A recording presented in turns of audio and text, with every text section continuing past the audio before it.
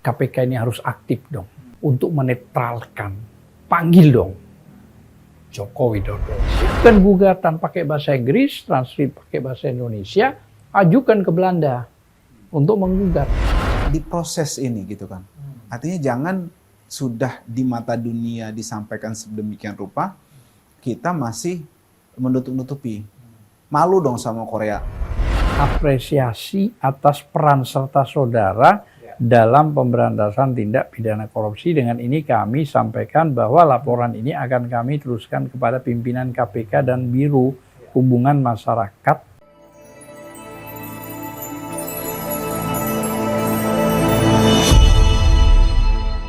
Assalamualaikum Bang Ajis dan Bang Azam kan? Sehat kabarnya? Alhamdulillah. Dan pada kesempatan kali ini kembali nih kita akan memberikan pencerahan hukum dan juga sekaligus kita diskusi terkait dengan isu hukum yang saat ini sedang atau masih panas nih dibicarakan di masyarakat ya, terkait dengan hasil publikasi dari sebuah organisasi yang bernama OCCRP yang menyebutkan bahwa Presiden Republik Indonesia yang ke-7 Pak Jokowi disebutkan sebagai salah satu finalis tokoh terkorup di dunia. Dan pada kesempatan kali ini kita akan mendiskusikan ini dari aspek hukum. Sudah ada Bang Azam kan selaku sekjen dari TPUA ya Bang ya. Pembela ulama dan aktivis serta Ketua Umum Kontra SM, Komisi Perlindungan Hukum dan Pembelaan Hak-Hak Rakyat. Baik, saya izin panggil Bang Azam ya.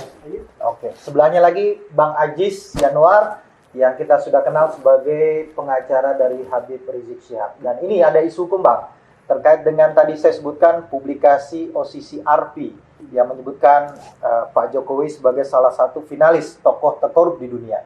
Dan saya membaca di media bahwa pada tanggal 10 Januari 2025 kemarin, Bang Azam sebagai mewakili TPUA ya, melakukan pengaduan ke KPK begitu ya, Dumas ya, ke KPK. Yang jadi pertanyaan adalah, nanti kita akan hubungkan ya Bang Ajis dengan gugatan yang di Pengadilan Negeri Jakarta Pusat ya.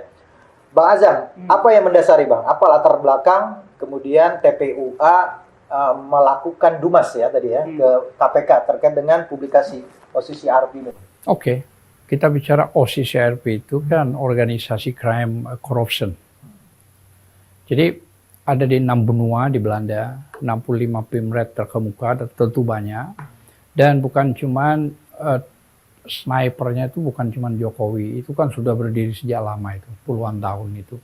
Jadi pada dasarnya saya ini sebagai TPUA, Prof. Egy juga, DHL dan teman-teman itu meminta saya, waktu itu saya sebenarnya berada di Surabaya, tapi siang sudah masuk Jakarta, saya langsung nggak pulang ke KPK, Kuningan.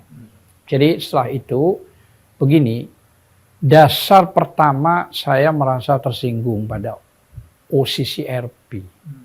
Loh, presiden kita ini kan warga negara Indonesia. Oke. Kok sampai diberitakan sebegininya dulu? Wah ini kan menurut saya ini penghinaan ini. Makanya saya datang ke KPK. Mendorong KPK.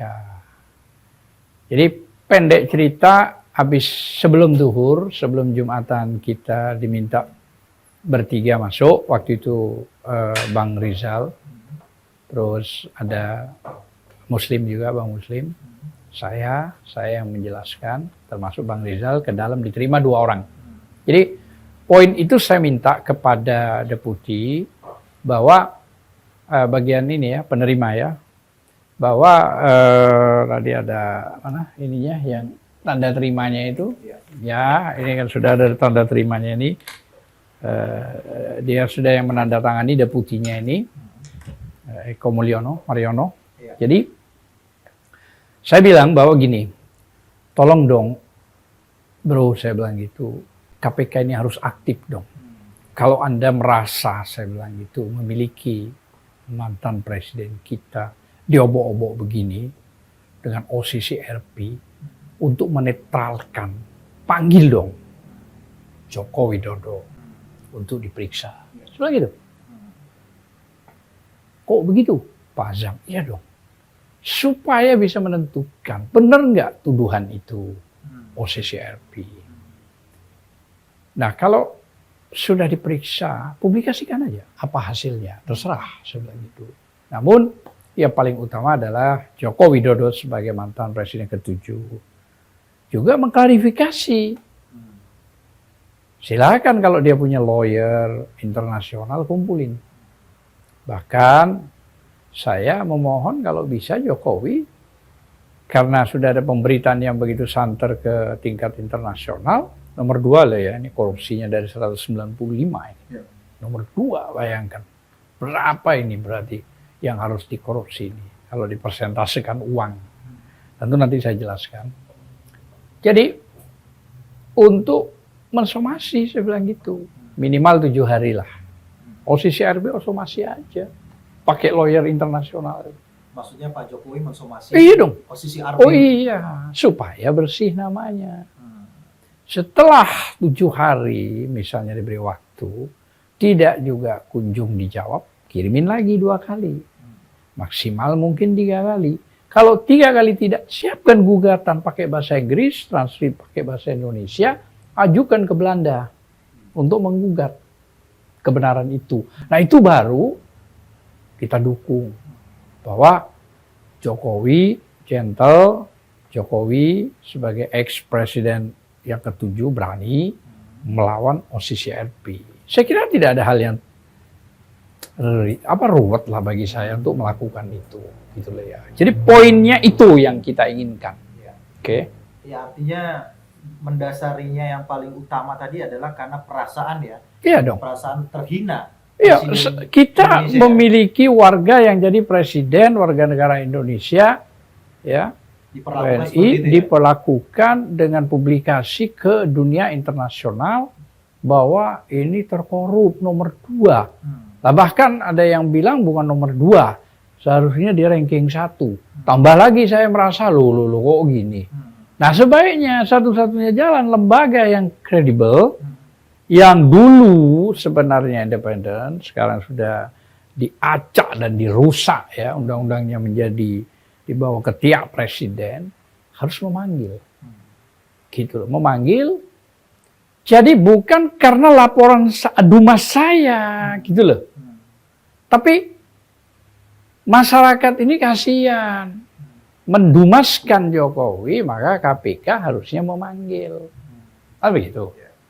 Nah, setelah diperiksa, apapun hasilnya, KPK publikasikan ke semua media. Kan begitu.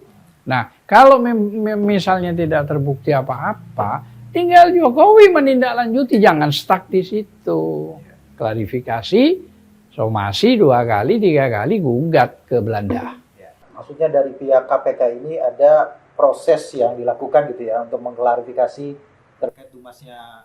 Menjawab keinginan rakyat Indonesia. Oke, baik. Ini kan kalau dari bicara klarifikasi nih ya, kalau tidak salah saya baca, Presiden Jokowi atau mantan Presiden Jokowi itu sudah memberikan klarifikasi, yang mengatakan bahwa tidak pernah ada bukti gitu ya, yang mengatakan atau yang membuktikan bahwa memang ada korupsi yang dilakukan oleh Pak Jokowi. Itu satu hal. Kemudian dari OCCRP juga mengatakan bahwa finalis itu, sebagai tokoh yang terkorup itu, Pak Jokowi, itu diperoleh bukan dari bukti juga, tapi berdasarkan dari input, masukan dari masyarakat, begitu ya Bang.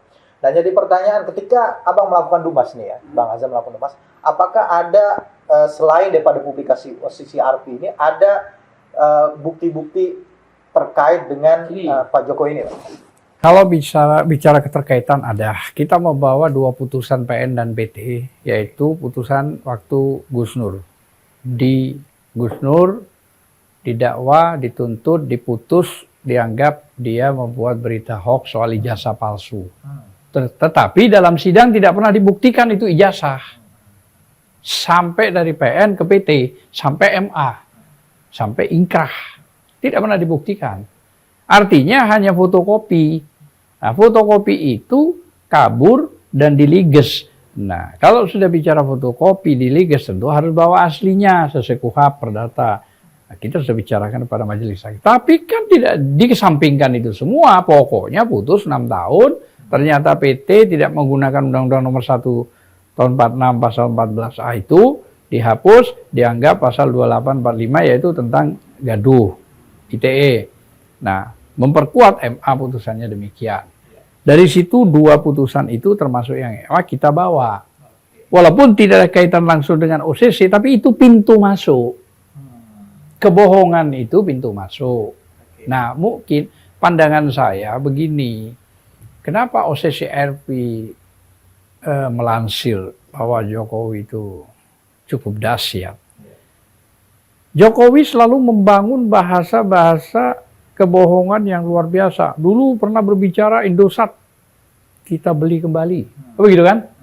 Terus stop hutang luar negeri. Nggak perlu. Buat apa kita mau hutang luar negeri? Padahal sekarang menurut DPR RI dengan gabungan utang ke Cina sama ke APBN dan BUMN itu sudah tembus hampir 19.000 triliun. Gitu loh ya. Terus tidak perlu bagi-bagi kursi. Begitu kan? Terus stop impor pangan. Begitu kan? Itu janji sendiri. Dolar kita buat menjadi stuck 10.000. Begitu kan? Dia omongan sendiri ya. Jadi semua ditangkap, ciptakan 10 juta lapangan kerja, persulit investasi asing, ya kan? Artinya Jakarta harus bebas banjir, banyak sekali ya, bebas macet, ekonomi kita buat meroket, tidak menaikkan harga BBM, tidak menaikkan tarif dasar listrik, ekonomi kita harus di atas 7%, kalau perlu hampir 10%, semua kan omongan itu nol, 11.000 triliun di sana, belum di kantong saya, kan begitu.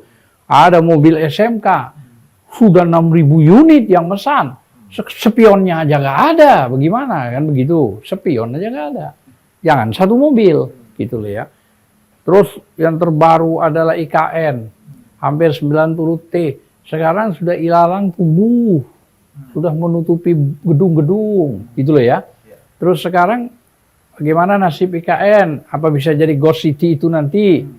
Nah, sekarang mau Prabowo diminta untuk menindaklanjuti, bagaimana mau menindaklanjuti sekarang aja pekewo soal masalah makan gratis. Pusing, pening, berapa biayanya, mau mikirin itu. Nah, investor sudah masuk 1.200, dari sini, dari situ. Kagak ada semua itu.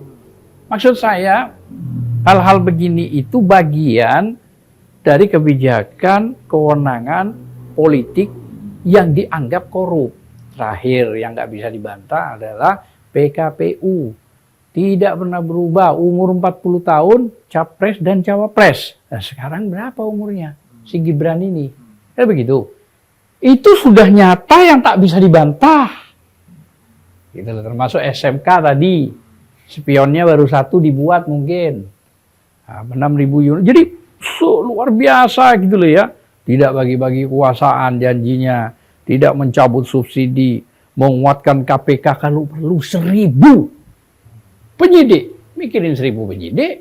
Oh, KPK-nya aja dibuat blungsak begitu. Sudah tidak ada lagi independensi. Biasanya 4 tahun digugat oleh Gufron, dimenangkan oleh MK karena ada paman namanya Anwar Usman yang katanya sekarang sakit, mudah-mudahan cepat sembuh atau lewat, itu Allah yang ngerti. Itu diputus 5 tahun, bukan 4 tahun, tapi masuk ASN. Nah, bagaimana maksud saya ini? Kalau sudah begini ini kan sudah bukan cuma janji palsu. Kalau kita yang berjanji palsu kepada teman masih bisa ditolerir lah. Nggak apa-apa lah ya karena kita. Tapi ini 282 juta rakyat dikibulin, dibohongin. Mungkin pandangan OCC RP itu yang bergerak di organisasi corruption itu kalau bicara duit mungkin nggak kelihatan. Ya. Tapi dari demikian termasuk utang yang sebegitu dahsyat digunakan infrastruktur mana? Kan begitu. Sisanya berapa? Transparansinya berapa? Nggak ada kan itu semua.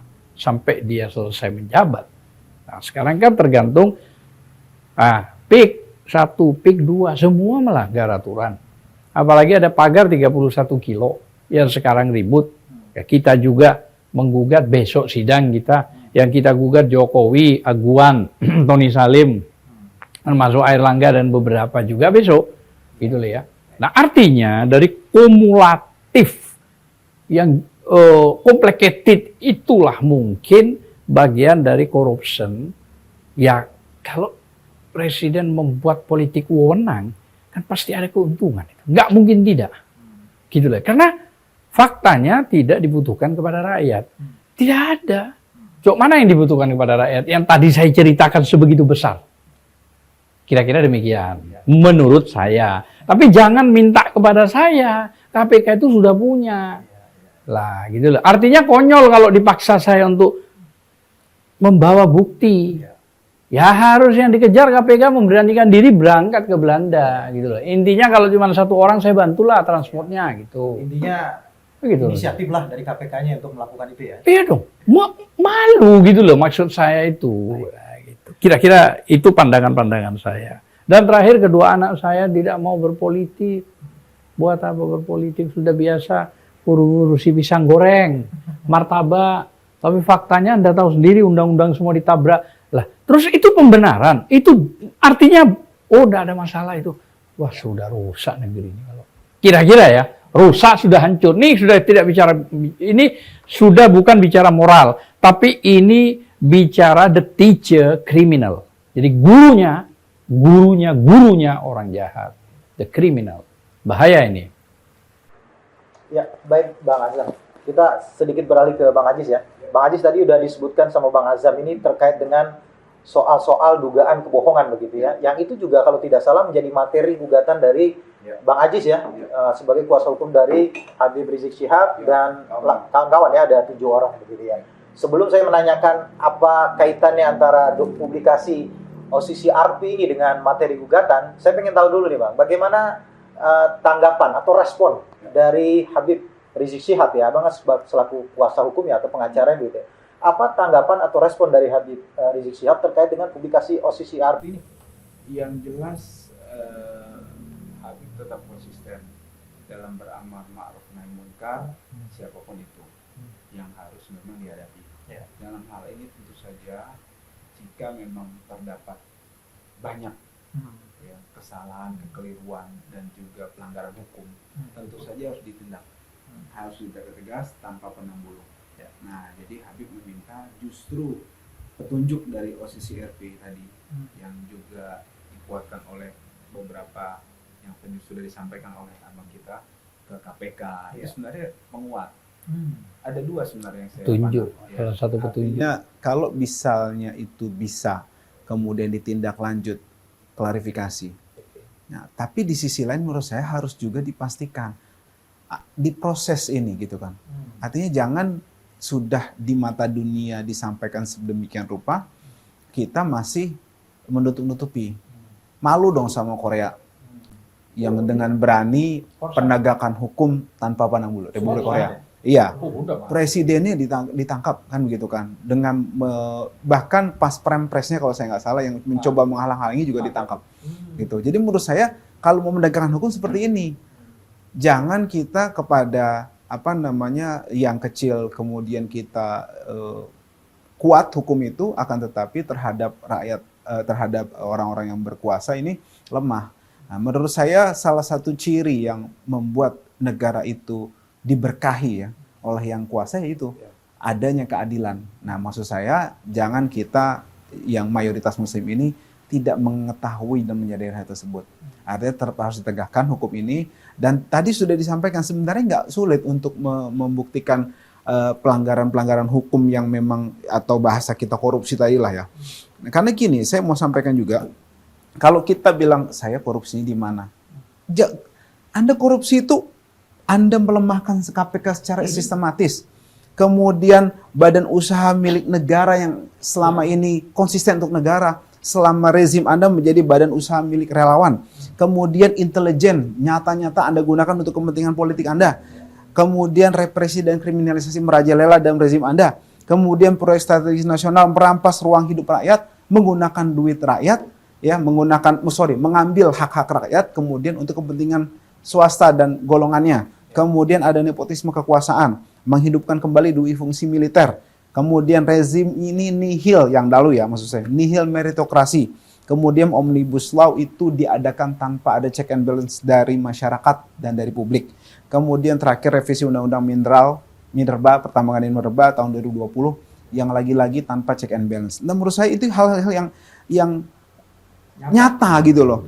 Belum lagi, jadi korupsi itu bukan cuma, oh saya ngambil uang, anggaran 20 miliar saya buat 30 miliar. Bukan. Korupsi itu menurut Undang-Undang nomor 31 tahun 99 Junto Undang-Undang nomor 20 tahun 2001 itu merugikan keuangan negara. Kemudian suap menyuap, penggelapan dalam jabatan, ada pemerasan. Ya, dia lupa ada perbuatan curang, benturan kepentingan, ada gratifikasi. Itu sebenarnya luas sistemik gitu loh maksudnya. Nah, kita harus melihat seperti itu. Dan kalau itu dilihat tentu saja banyak beberapa terus ada masyarakat nanya, kerugiannya apa? Bos, satu aja saya kasih contoh. Dari tadi yang saya sebutin banyak itu satu saya kasih contoh. Mengatakan bahwa proyek IKN tidak dibiayai oleh APBN. Kemudian dia bohong dibiayai oleh APBN. APBN duit siapa? Duit rakyat. Terus dibiarkan. Itu apa? Duit rakyat yang sedemikian rupa pajaknya kemudian harusnya dipergunakan langsung untuk rakyat dipakai untuk begitu. Korupsi nggak? Sederhana aja. Jadi kalau ada yang nanya para relawan ke masyarakat, korupsinya di mana? Tadi saya bilang. Itu satu. Itu satu saya bilang dari yang banyak tadi loh. Tadi yang saya sebut itu sampai. Iya banyak. Belum tadi Omnibus Law Anda berapa kerugian untuk masyarakat, untuk publik ini. Itu korupsi. Jadi korupsi itu jangan dilihat bahwa nilep. Nggak sesederhana itu. Ini kita tahu Anda nggak segoblok itu. Masa nilep duit 20 miliar saya ambil 30, sisanya 10 saya ambil, ya nggak bakal ada. Cuma kita mau lihat sebenarnya. Apalagi mengatakan di luar sana ada 11.000 triliun, belum di kantong saya. Berarti kan dia tahu. Jangan-jangan di kantong dia. Nah, itu dahsyat itu, bukan tidak dahsyat. Terus yang paling lagi, selain dari tadi penyebutan soal IKN, anaknya. Apa itu nggak korupsi? Korupsi. Selama dia menjabat, ya dia makan uang haram. Kenapa? PKPU-nya, lihat, masih usia 40. Dan dia berapa usia? Ya, terus tetap dilanggar. Tetap aja dipaksakan. Hanya karena faktor Anwar Usman itu yang mengatakan yang penting pernah menjadi kepala eksternal. Dia kan juga sudah istilahnya kan sudah kena. Ya padahal penegakan hukum yang saya lihat ya, yang saya amati dan kita sama-sama alami, mungkin Mas Heri juga sebagai praktisi hukum dan Bang Azam kan juga. Kita lihat misalnya ada di persidangan nih, ada terdakwa korupsi, baik itu yang diajukan oleh Kejaksaan Agung ataupun KPK. Kita sama-sama tahu bagaimana penyidik itu benar-benar mendalami kerugian negara sampai-sampai ya inilah detail, sistematis dan semua aturan tuh digunakan semaksimal mungkin. Kok tumpul gitu loh atasannya ini, maksud saya KPK yang topnya ini loh, untuk melihat nyata berbagai dugaan kecurangan dan dugaan korupsi yang dilakukan oleh Presiden Joko Widodo waktu menjabat ya, bersederhana kroninya. Maksud saya di bawah begitu detail mereka gitu, begitu teliti. Iya, artinya kenapa di atas tuh jadi tumpul dan tutup mata semua gitu loh terhadap dugaan-dugaan tersebut. Itu saya kasih contohnya tadi. Saya nggak mikir loh, bangun tidur saya bisa tahu IKN. Bilang pakai duit, nggak pakai duit APBN 1 perak pun katanya, dia pakai duit APBN. Kan itu korupsi. Itu kan bukannya memang begitu. Hukumnya tumpul ke atas tapi tajam ke bawah. Itulah makanya salah satu penyebab tidak makmur karena nggak adil. Iya, kalau saya bukan tumpul ke atas, malah dipangkas hilang. Tinggal di bawah, yang atas dianggap gaib. Baik Bang, Aziz kembali ya. Tadi korelasinya antara publikasi dari OCCRP itu dengan gugatan yang Bang Aziz sedang lakukan di Pengadilan Negeri Jakarta Pusat, perkara 611 ya. 611 betul. 2014. Penggugatnya Habib Rizik Syihab, Pak Munarman, Pak Mursalim, kemudian Pak Edi Mulyadi, Pak Eko Sanjoyo, dan satu lagi Pak Brigjen ya. Pak Jenderal Sunarko ya. Pak Sunarko. Majen Sunarko kalau tidak salah. Dan juga sudah masuk tahap kalau tidak salah Selasa besok ya, sudah masuk tahap pemeriksaan perkara. Ya, perkara mediasinya sudah gagal gitu ya. Nah, Bang Aziz tadi kembali. Korelasinya Bang, dengan adanya publikasi OCCRP ini, apakah ini bisa digunakan sebagai bukti atau katakanlah petunjuk dalam nanti pemeriksaan gitu ya, bukti-bukti di pengadilan? Ya harusnya bisa. Kalau majelis hakim itu dalam hal ini menggunakan hati nuraninya, ya untuk mengakomodir kepentingan masyarakat yang kita masukkan dalam gugatan tersebut. Bisa dilihat Bang, jadi kita mencantumkan kerugian-kerugian, kemudian ganti rugi yang kita tuntut itu, kita nggak ambil seperak pun. Kita minta itu dibayarkan ke kas negara dan diberikan kepada rakyat. Artinya, maksud saya, hakimnya harus melihat hal ini sebagai terobosan yang memang digunakan untuk menjerat, ya tadi, dugaan perilaku korup yang dilakukan oleh rezim Joko Widodo dalam hal ini dan kroni-kroninya waktu itu, waktu menjabat dan waktu berkampanye termasuk gitu ya, yang memang dalam hal ini melalui instrumen kebohongan yang dia gunakan. Dia waktu itu menjabat Pak, menjabat sebagai calon, sebagai presiden ada, lalu dalam hal ini sebagai calon gubernur juga ada. Dia menggunakan instrumen-instrumen negara dalam hal ini, ya instrumen-instrumen politik digunakan untuk melakukan kebohongan sehingga kebohongan itu menimbulkan kerugian. Kerugian-kerugian itulah yang saya katakan tadi, tentu saja ada korelasi dengan korupsi yang kita bahas ini. Seperti itu. Jadi itu menurut saya. Dan ada kerugian. Kan kita gugatan perbuatan melawan hukum. Ada kerugiannya kan. Nah kerugiannya akibat apa? Ya sistematiknya seperti itu. Akibat kebohongan, kemudian korupsi tadi. Seperti itu. Iya. Jadi kan tadi poin-poin yang tadi Bang Azam sebutkan tuh Ya. dengan SMK. Ada di dalam gugatan kita. Kalau tidak salah itu poin-poin ini juga Ada. di dalam. Ada. Satu sisi Abang mengajukan upaya hukum perdata, Iya. gitu kan? Satu sisi Bang Azam kan ini dimasukkan dalam humasnya KPK. Iya. Sebelumnya udah 2020 ada 60 yang 60 saya ya? masukkan, 60 lebih lengkap dari ini yang saya masukkan itu. Saya rinci mulai dari dia terakhir wali kota sampai gubernur sampai presiden 2 kali. 2020 kita gugat. Yang kita gugat bukan cuman Jokowi sebagai presiden, tapi DPR dan MPR. Tapi tidak pernah ada yang hadir. Yang hanya menandatangani surat kuasa adalah Puan Maharani, yang lain tidak mau. Nah, saya tidak tahu. Nah, waktu itu bicaralah Dasko. Nah, karena Dasko bicara salah ini, salah ini, saya tantang gitu loh. Jangan cuma ngomong begitu. Saya bilang gitu, harusnya ente hadir pada saat digugat. Mari tunjukkan kemampuan ente. Nah, itulah maksudnya. Waktu itu akhirnya pun diputus aneh bahwa Pengadilan Negeri Jakarta Pusat tidak punya wewenang dalam perkara itu. Lah, yang punya wewenang siapa? Sama. Makanya ijazah palsu juga demikian putusannya. Padahal kita panjang 7 bulan itu sampai terakhir kita melawan Oto Hasibuan. Karena presiden dirubah menjadi Jokowi. Akhirnya grupnya Oto Hasibuan. Jadi Turun. itu aspek formalitasnya ya? Iya. Belum menyentuh pada aspek materi gugatannya begitu ya? Jauh. Ini masih artinya jarak. Iya. Nah, jarak diputus dengan pakai itu bukan langsung. Iya. Isinya ya bahwa Pengadilan Negeri Jakarta Pusat tidak punya wewenang untuk mengadili. Ya, mengadili ini loh. Kita ajukan banding. Kurang ajar. Maksud saya tuh begini loh. Jangan dong begitu. Ini kok dirusak maksud saya. Sistem peradilan yang benar ini kok dirusak. Dengan Mulyono ini loh. Kan Mulyono pasti ini. Gitu loh ya. Kenapa kok begini gitu loh ya. Lah, kenapa sih negeri kita ini tidak mau berbicara yang jujur, yang benar gitu loh ya. Kok rasanya itu harus bohong ikuti perintah juragannya. Ini kan kejahatan super nih loh. Ini bahaya gitu loh. Maksud saya hanya khawatir azab dari Allah. Iya kalau Allah menurunkan azab pada mereka nggak ada urusan. Lah kalau rakyat yang kena. Gitu loh. Kayak misalnya ini yang kena tuh habis semuanya ini banjir misalnya. Nggak bisa lagi wawancara lagi. Hilang itu semua. Oke, baik.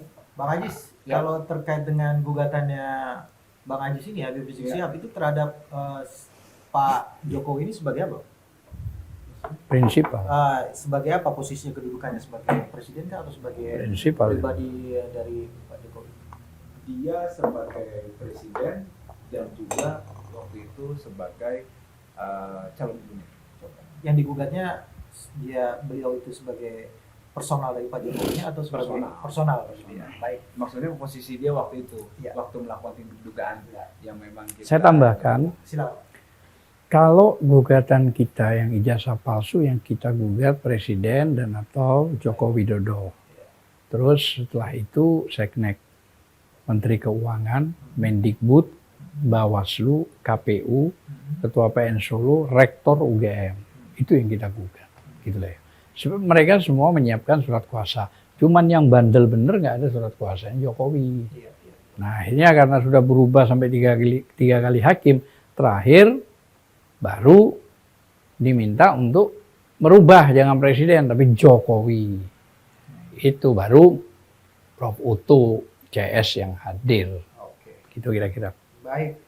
Ini kan laporan Dumasnya kan tadi saya sebutkan disampaikan tanggal 10 ya Bang ya. 10. Apakah sudah ada respon Bang dari Sudah, ini dijawab tanggal Jawab 15. Isinya dari KPK kepada saya sehubungan dengan laporan saudara kepada Komisi Pemberantasan Korupsi KPK nomor istimewa 02 garis miring TPUA garis miring KPK terus R1 RI1 maksudnya garis miring juga 1 2025 yang disampaikan secara langsung tanggal 10 Januari 2025. Kami menyampaikan apresiasi atas peran serta saudara dalam pemberantasan tindak pidana korupsi. Dengan ini kami sampaikan bahwa laporan ini akan kami teruskan kepada pimpinan KPK dan Biro Hubungan Masyarakat KPK. Atas perhatiannya, saudara kami sampaikan terima kasih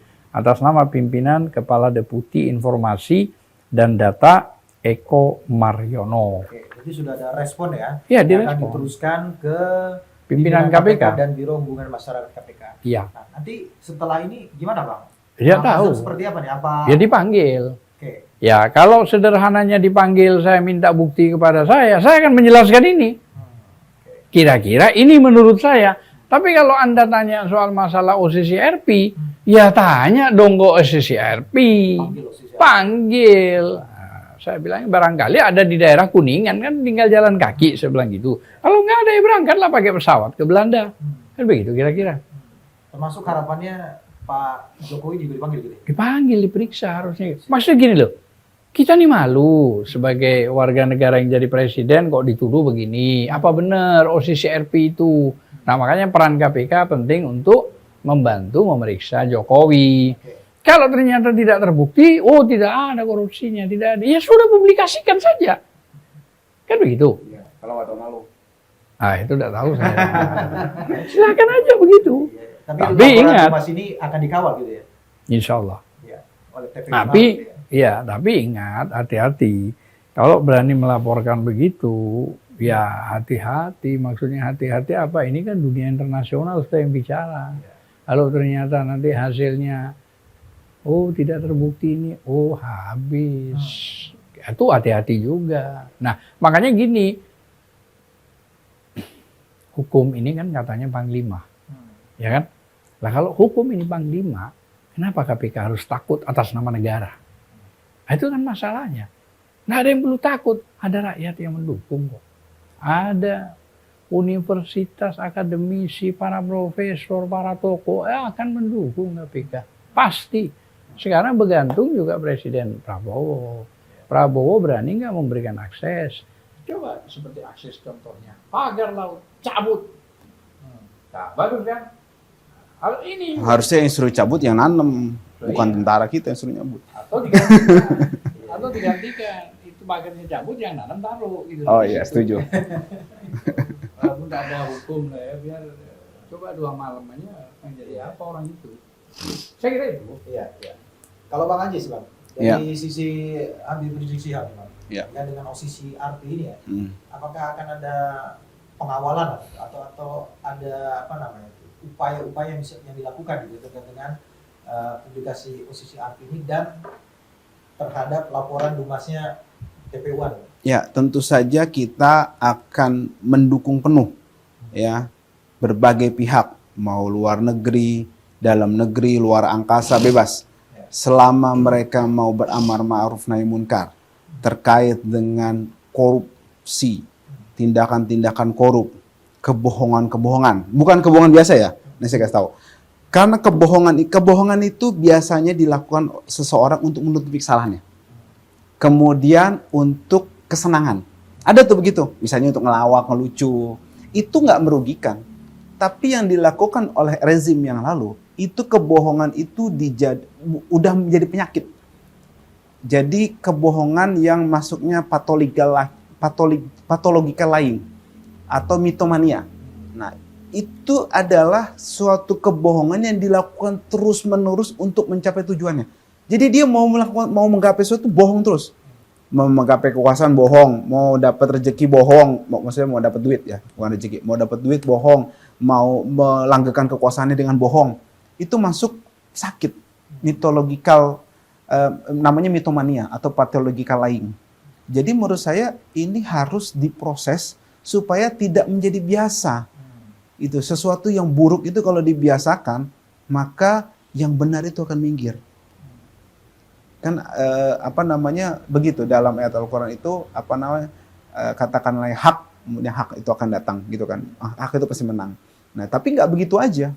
Hak itu harus juga diperjuangkan dan juga dibawa. Nggak bisa kita diam aja, oh hak itu pasti datang. Enggak. Jadi Habib berapa kali menjelaskan ayat surat Al-Isra itu, kebenaran itu tidak akan datang kamu diam begini. Enggak. Tapi kita ikhtiarkan, kita munculkan kebenaran itu sehingga yang batil itu hilang. Tapi kalau kita diam aja, nggak bakal batil itu akan minggir. Nah, sejalan dengan itu maka kita terus mengupayakan dari jalur konstitusional maupun jalur langit, kemudian jalur konstitusi yang aksi-aksi demonstrasi yang tentu saja penyampaian yang dilindungi oleh undang-undang, itu kita akan terus mengawal hal tersebut. Sejalan dengan itu kita Bang, insya Allah akan mengadakan aksi pada tanggal 21 Januari yang akan datang, ya. Aksinya di gedung KPK. Nah, aksinya di gedung KPK untuk Jam habis habis zuhur aksinya. Jadi habis zuhur aksinya itu untuk mendukung ya upaya dari pihak KPK untuk memproses, ya. Kita mendukung dan mengawal serta mendesak. Ya, utamanya seperti itu. Jadi memang kita harus tetap konsisten untuk hal tersebut supaya ya tadi yang hak itu muncul, kita perjuangkan supaya yang batil itu menyingkir dan musnah. Jadi kalau kita mau memusnahkan kebatilan, maka kita munculkan yang hak. Yang hak itu tadi berbagai fakta-fakta harus kita sampaikan, penegakan hukum harus kita dukung. OCCRP sudah mempublish dari masyarakat, artinya masyarakat kalaulah itu benar bisa, oh itu dari masyarakat, katanya begitu kan? Berarti kan masyarakat melihat, masyarakat tuh nggak bodoh, peduli, ditanya mereka jawab. Harusnya tugas dari penegak hukum itu memproses. Kalau enggak tadi yang abang bilang, ayo klarifikasi. Oh enggak, kalau enggak tahu malu ya, masa udah terang benderang begitu gitu. Jadi kita akan melakukan aksi Selasa 21 Januari 2025 Masehi jam 13.00 sampai dengan selesai di gedung KPK Jakarta. Aksi 211, kepung gedung KPK, segera tangkap dan adili pelaku korupsi. Oke, ada aksi berarti ya, hari tanggal 21 Januari. Hari Selasa setelah ba'da zuhur ya, untuk mendukung itu laporan atau publikasi dari OCCRP itu gitu ya. Dan berbagai tindakan dari saudara-saudara kita tadi, dari Bang Azam kan, dari pihak-pihak yang memang tergerak untuk menyelamatkan negeri ini dari parahnya kebohongan dan korupsi yang harus dihentikan, diamputasi, kemudian kita menatap depan yang lebih baik. Harus ada tindakan nyata. Gitu. Kami juga mendukung penuh kalau ada penegakan hukuman mati terhadap para koruptor. Iya, Bang Ajis, terkait dengan bukti OCCRP ini, apakah nanti akan digunakan sebagai bukti tadi, petunjuk atau bukti di dalam pemeriksaan perkara gugatan Bang Ajis? Dan juga kita akan sampaikan sebagai petunjuk, dan kita sampaikan, ini masyarakat yang menilai hal tersebut, jujur, apa adanya, dan melihat nyata. Oh, terbuktikan? Ya tugas KPK loh membuktikan, gitu kan. Dan kita sudah sampaikan juga di berkas gugatan kita. Ini loh fakta-faktanya, ini loh buktinya. Nah, jadi koneksinya adalah korupsi yang diduga dilakukan oleh Joko Widodo, kemudian dipublish oleh SCCRP atas dasar masukan dari masyarakat, kemudian kita kuatkan dengan bukti-bukti kita. Ini loh yang bersangkutan bohong sedemikian rupa menimbulkan kerugian. Ini kan korup juga. Nah, seperti itu koneksi yang harusnya dikuatkan oleh majelis hakim nanti. Oke, baik. Jadi saya mau memberikan ilustrasi contoh fakta ya. Ya. Sederhana untuk diingat oleh masyarakat dan rakyat. Harry misalnya menerima untuk membesarkan anak mulai dari umur 3 tahun sampai dewasa. Suatu saat anak tersebut mengambil sertifikat rumah, digadaikan. Perasaan Harry gimana? Sakit nggak? Marah nggak? Pasti kan begitu. Ini ilustrasinya. Saya cuma berpikir begini. Orang yang ahli mebel diangkat oleh PDI, kan begitu. Menjadi wali kota 2 kali, oke? Menjadi gubernur, menjadi presiden 2 kali. Menantunya juga diangkat jadi wali kota, anaknya juga diangkat wali kota, kan begitu kira-kira. Terus sekarang berkhianat kepada PDI. Bagaimana perasaan itu? Dan ternyata setelah kita cek dengan tadi yang saya jelaskan, bukan berkhianat kepada PDI doang. Rakyat seluruh Indonesia dikhianati. Dengan begitu tadi. Iya, iya. Nah, puncak apa lagi yang lebih jahat dari ini? Yang lebih top dari ini? Apa? Coba sebutkan. Saya mau tanya. Nggak ada kan? Saya kira itu puncak tertinggi orang sudah melakukan manipulasi kebohongan yang super dan super. Jadi kalau dibilang mania kriminal, mungkin dia rektornya, guru besarnya. Atau mania kebohongan digunakan untuk Iya. apa namanya? Artinya kalau dari sisi akademisi dia bisa rektor atau guru besar di bidang itu. Kira-kira ya, wallahu a'lam ya. Tapi biasanya ada. Hah? Ajisanya ada loh. Untuk yang kriminal. Kira-kira begitu. Oke, baik Bang Ajis. Yap. Terakhir Ya. nih buat Bang Azam nih ya Bang. Optimis nggak Bang? Insya Allah. Pak Jokowi ini akan dipanggil oleh KPK? Ada 2 hal.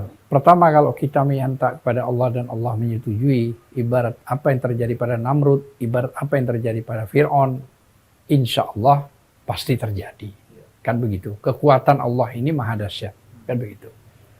Tapi lagi-lagi, kalau dukungan publik ini hanya sebatas kita, FPI, ya saya memang pesimis untuk naik gitu ya. Apalagi informasi yang berkembang katanya KPK itu adalah titipan. Wah ini runyam tambah, ruwet tambah. Artinya objektivitasnya itu akan sulit. Terbukti sekarang begini. Ada satu kasus kecil 600 juta Hasto. Saya tidak mau urusan dengan PD itu Hasto, tapi fakta yang saya lihat soal Harun Masiku 600 juta. Dianggap Hasto melakukan. Padahal undang-undang KPK itu minimal 1 miliar. Kayak begitu. Tapi 600 juta dianggap Hasto. Terus bergeser lagi HP-nya si yang katanya ini suruh masukkan ke air, rusak semuanya atas perintah Hasto. Artinya dianggap menghalangi penyidikan. Itu kapan? 5 tahun yang lalu. Kok baru bicara sekarang? Gitu loh ya. Dari sisi itu aja sudah kita bisa, waduh gimana sih. Kenapa itu dilakukan? Harusnya banyak yang lebih besar dilakukan kasus-kasusnya. Pernah kemarin ke BI. Ya. Tapi kenapa hilangnya sekarang? Ayo, itu besar loh. Ya. Bukan nggak besar. Ya. Ya, saya kira itu aja pandangan-pandangan saya. Tetap optimis ya Bang Ajis. Ya. Tetap, kalau Ya. itu tetap. Walaupun ada pesimisnya. Ya, walaupun ada yang membuat makar, tetaplah makar Allah yang paling baik gitu ya. Paling Termasuk terbaik. pagar itu kan makar itu. Iya. Pagar laut itu kan makar. Oh itu harus ditangkap itu. Gampang itu. Iya. Gampang itu. Oke, semakin menarik kalau kita teruskan ini nggak ada selesainya nih.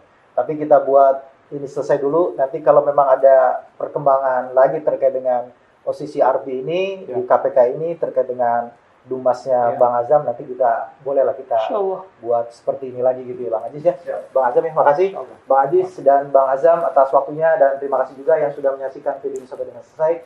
Jangan lupa dukung terus Halo Pengacara dan juga IBTV. Jangan lupa juga subscribe dan nyalakan loncengnya supaya terus mendapatkan notifikasi video-video terbaru dari Halo Pengacara dan IBTV. Terima kasih. Assalamualaikum warahmatullahi wabarakatuh. Waalaikumsalam.